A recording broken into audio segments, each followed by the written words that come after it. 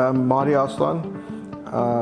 We own 3 bulk cannabis distribution licenses, multiple locations, and 2 pretty large-scale farms.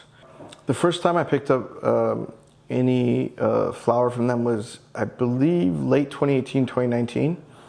And really, at that time, the load that came down from Harborside, which was part of Statehouse, was different than anything I'd ever seen. And at that time, I was a cultivator myself, with smaller indoor cultivation, and prices were competitive.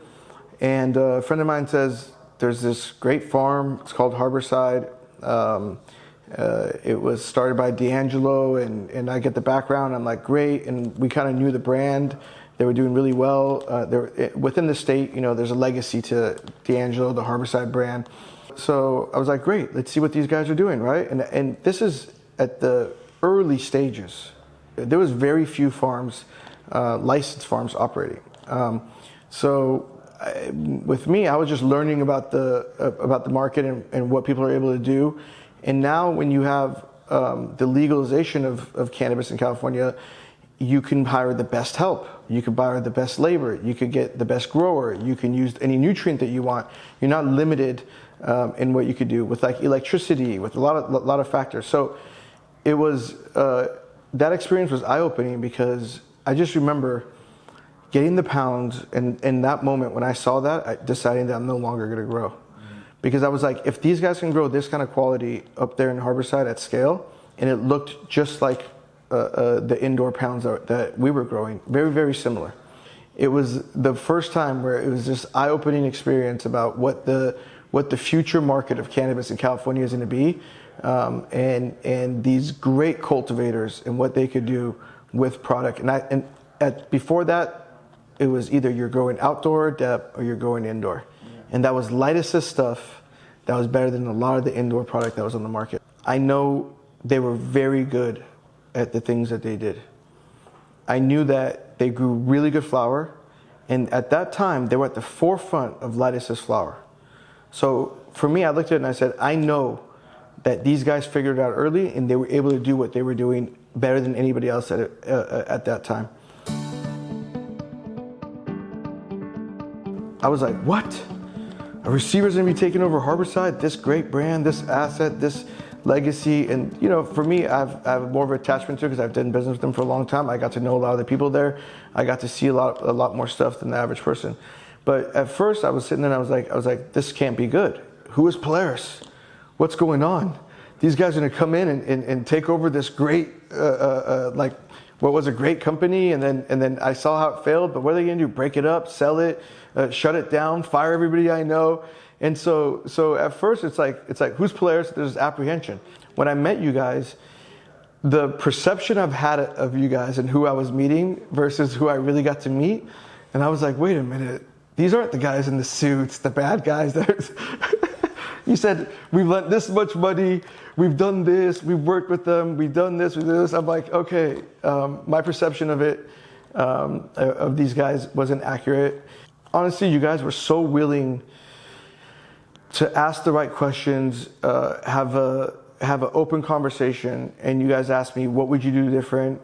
How do you view the industry? And really, I said to myself, I was like, I've been doing this for a long time, and I haven't had people in charge really sit down with me and ask me these questions.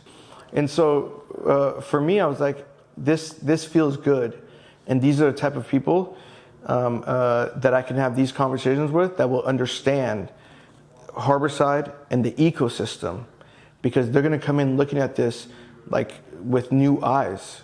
Because a lot of times, people within the industry, they get used to doing things a certain way, and sometimes it takes people that are outside the industry to step in and ask the right questions and say, why do we do these things these ways?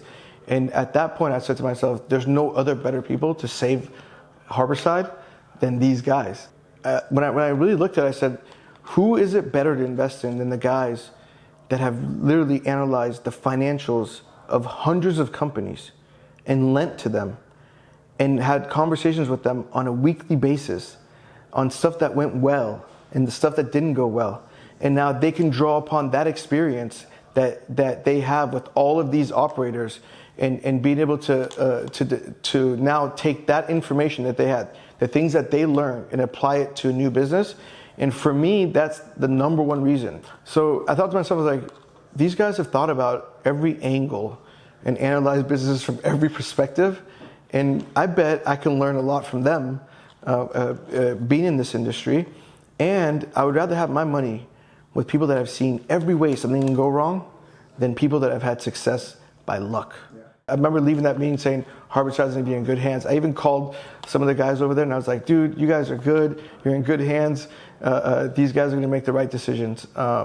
So that's how it happened. So I think a lot of the stuff in cannabis, we just chop it up to the industry, right? And I think people really need to understand this is a industry in its infancy. And if you saw what I saw and you see where we are today, it's been tremendous growth and a lot of good things have happened. Yes, it cost a lot. Yes, a lot of mistakes were made, but we took an industry that survived in the streets with handshakes, with no banking, with cash transactions, okay, with stealing electricity, okay? Like, it was the wild, wild west. And now you're taking those people and then you're saying, okay guys, you need to change behaviors and habits and become legitimate businesses. And here's a bunch of money and go do it, right? So the qualities of the guy who has to survive in the wild, wild west are not necessarily the same qualities of a guy that's gonna run a business that employs 200 people, okay? And yet that guy does no product. That guy has a lot of good information, but he's not necessarily the best person to run a business, right?